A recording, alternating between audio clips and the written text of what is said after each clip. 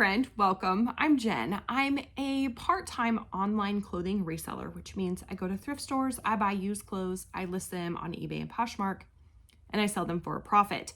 Usually I share what's sold every day. I do a ship with me video and I share a realistic view of what sells for a part-time reseller. But today I want to address something that I think is really important. I like to talk about contentment and comparing ourselves to other resellers. And I saw something this week that really bothered me, and I wanted to share it with you and just share my thoughts. So there was a comment on a video, and I don't even know that it had anything to do with the video, but it said, not a suggestion, just a thought. It wasn't my video, it was somebody else's video. If you feel like you are failing, maybe try something different instead of blaming other people's success for how you feel. And part of me felt like, yeah, you're right. And part of me felt like, I feel like you're way off. And the reason I think they're way off is because the very next video that I saw, the title was 3 steps to go from $0 to $10,000 per month on eBay, and in all caps, copy this. And I think we just are bombarded constantly with how to make $10,000 per month. What?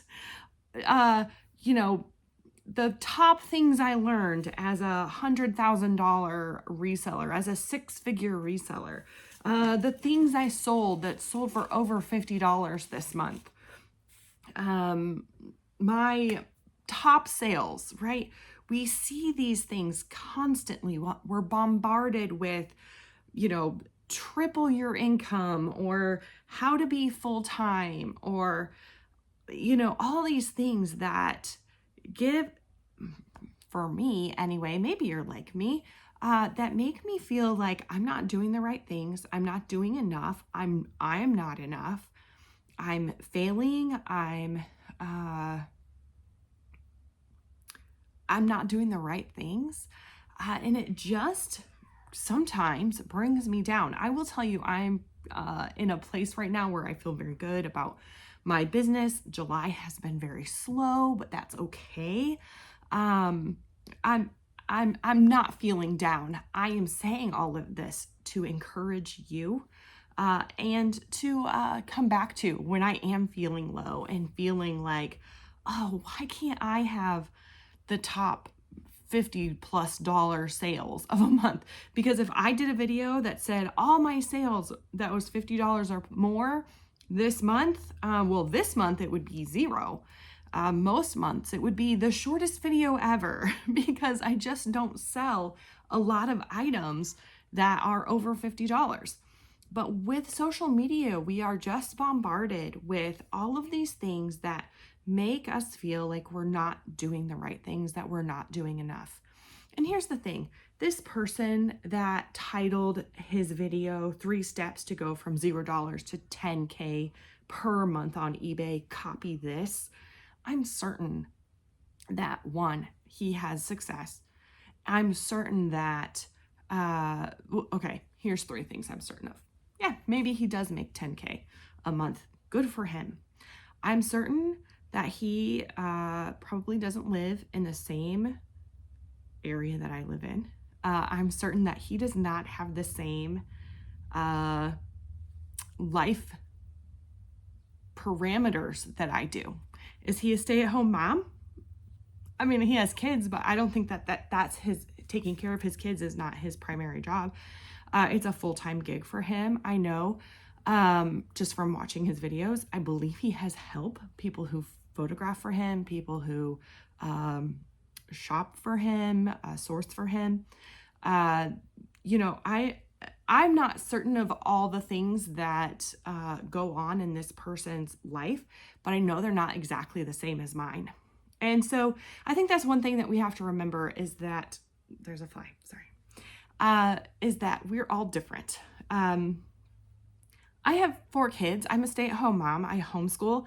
I live in a smallish city, larger town. I don't know. I'd say it's a small town, but in the Midwest, my the most expensive store in our town is a Kohl's, and so that's reflected in the thrift stores that are here. I do have a lot of thrift store options, and my stores are actually very cheap, but I don't find a lot of high-end items. So my cost of goods is low, but also my average sale price is pretty low. I have other things that I do on top of homeschooling my kids and taking care of my home and doing all of this. So I only have a certain amount of time that I can spend on reselling businesses or reselling items, including sourcing. I only source 1 day a week. And so having, the ability to go out more often, I think is helpful. But I don't have that. Maybe you don't either. I know that there are people who are taking care of ailing parents. I know that there are people who do this with chronic pain or chronic illnesses. There are people who live in really like high-end areas. Oh my word, there's one reseller who I like watching, but I actually stopped because it made me feel awful when I watched her, because I was like, where does she live? That, her just all the time, she's finding these high-end things and selling them for so much. And it's honestly the area of the country that she lives in. I'm certain that the area of that area, she lives in a higher end area. Her husband, makes a lot of money. So I think they probably live in a more affluent area. It seems like she makes a lot of money on YouTube as well. So there are a lot of factors that factor into this. It's not just a simple 3 steps to make 10K.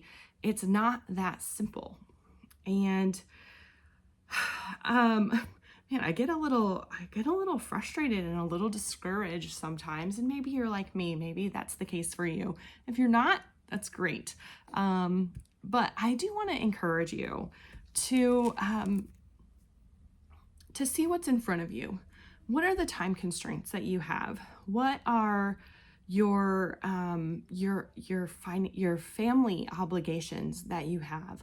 What are your sourcing constraints, where you live, the kind of thrift stores you have, the brands and the things that are available to you.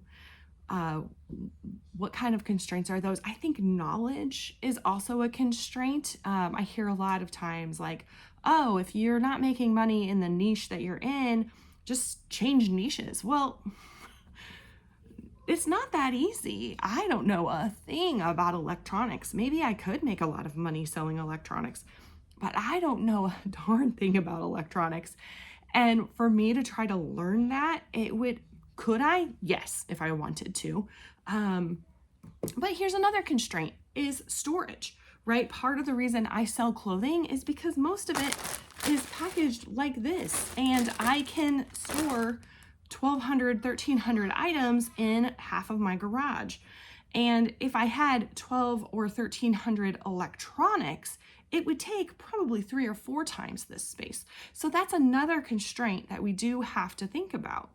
There are all sorts of factors that go into this, and it's not so black and white. It's not always so 3 steps to making 10K a month.